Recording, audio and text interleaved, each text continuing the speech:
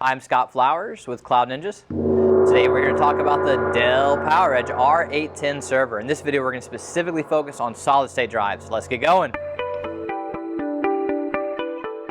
Well, hey, thanks for stopping by today to learn a little bit more about the Dell PowerEdge R810 server. Do us a favor, if you find anything that helps you in this video, click that like and smash that subscribe. All right, well, let's hop in. This video is specifically focused on solid state drives for your R810 server.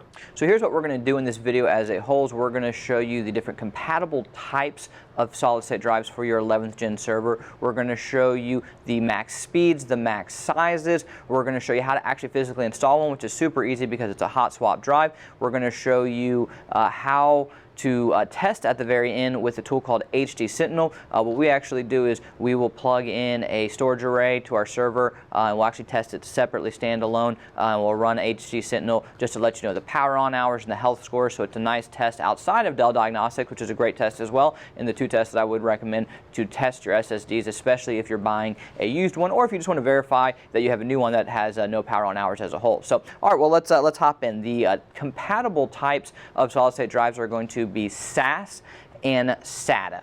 Now, there are some advantages with SATA over SAS, and that's specifically, or excuse me, with SAS over SATA, and that's specifically the speed. Now, I guess there are some advantages for SATA over SAS. It's cheaper, so depending on what you want, if you want the extra speed, it'll cost more, and you're going to pay a little bit more for the SAS. But let's get into the speed. So with a SATA solid-state drive, you can get 3 gigabit per second, and that's going to be the max that it will top out with your 11th gen server. Whereas with a SAS solid-state drive, you can get 6 gigabit per second, and that's again going to be SAS only, and that's for your 11th gen server. Now, the max sizes that you can get will be the same either way, whether it's SAS or SATA, and you can put 7.68 terabytes per individual drive slot, so that's pretty nice storage overall. Now I'm going to show you how to install it and then show you how to test it with HD Sentinel.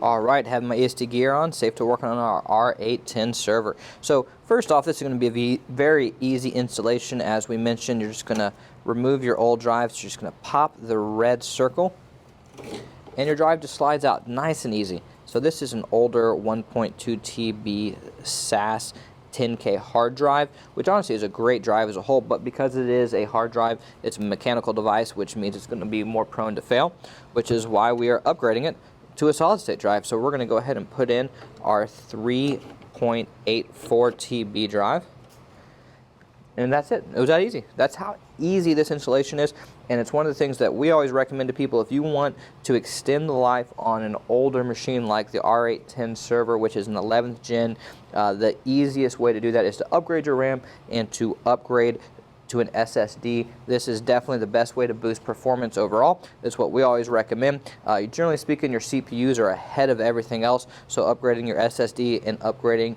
your memory is the best way to boost performance. Now we're going to show you how to actually test your R810 with Dell Diagnostics. Hey guys, it's Ben with Cloud Ninjas, and today I'm going to be showing you how to test your hard drives with Dell Diagnostics. And technically it's going to cover more than just hard drives. It'll test your whole system and other components such as your CPUs, your memory, your NIC, the fans, video cards, and much, much more. But like I said, you can also test your hard drives with this, and it's actually a pretty good way to test them, and it's a great way to see if there's issues with those drives. So let's go ahead and get started. So what you want to go ahead and do is boot up your server, and during post you want to go ahead and press F10 so you can enter the lifecycle controller. Once you're in the lifecycle controller, you want to navigate to the hardware diagnostics tab on the left side, and then you want to press run hardware diagnostics. And you may get a little warning screen, but you just want to go ahead and press yes, and it'll take a little bit of a second to load, but this will load us into Dell Diagnostics. So immediately whenever we load into Dell Diagnostics, there's a lot of information that pops up. As you can see on the left hand side of the screen, it shows everything that's going to be tested. On the right hand side of the screen, there's lots of information about the test itself. You can also navigate to the results and different configurations and also the event log. One thing I do want to mention about Dell Diagnostics is that some of you out there, when trying to run the hardware diagnostics, you may get an issue.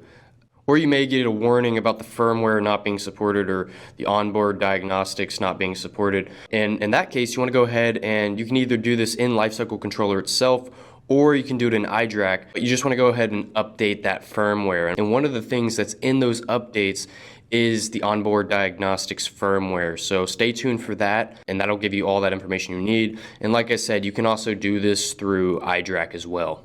So other than that, there's not really much to say about these tests. You just kind of let it run, and this can take a while. It can take, maybe a low end of 20 minutes up to maybe even an hour, especially if you have more memory in your system.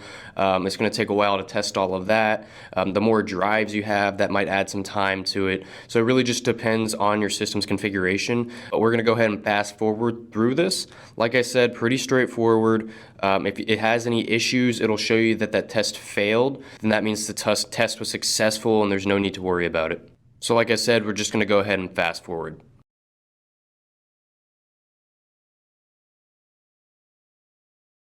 All right, so we have finally reached the end of our test.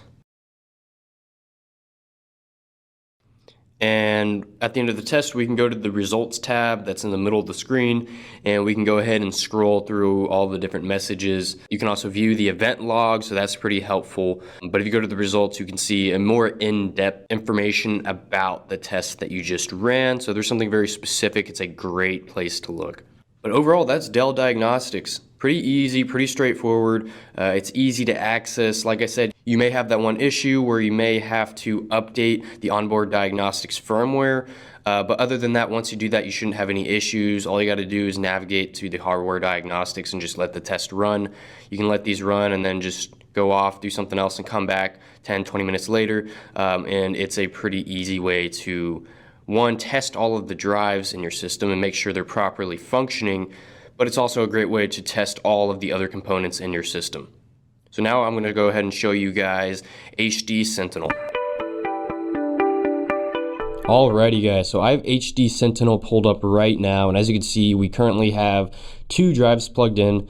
We have this installed into a storage array where we like to plug in multiple drives at a time so we can test those drives. HD Sentinel is an awesome tool because you can see things like the power on hours, which is great, especially when you're buying used equipment. You can see how long that drive has been in use. You don't want to be using drives that have been, heavily used, because then you have a higher risk of drive failure. And that's one of the reasons why HD Sentinel is such a cool tool. But as you can see, we can just go ahead and plug a drive into the array, and it'll automatically populate within the software. And like I said, lots of information. It'll give you health scores of the drives. As you can see, the 2 we have up top, they have 100% health score, while the one at the bottom has a 99%. So all pretty good. So I hope you guys found this video useful, and if you did, go ahead, smash the subscribe and leave a like. If you're interested in purchasing a custom built server, or you're looking to buy some drives, we do have plenty of those in stock, so you can go reach out to us at sales@cloudninjas.com, sales@cloudninjas.com. Anyways guys, thank you for stopping by.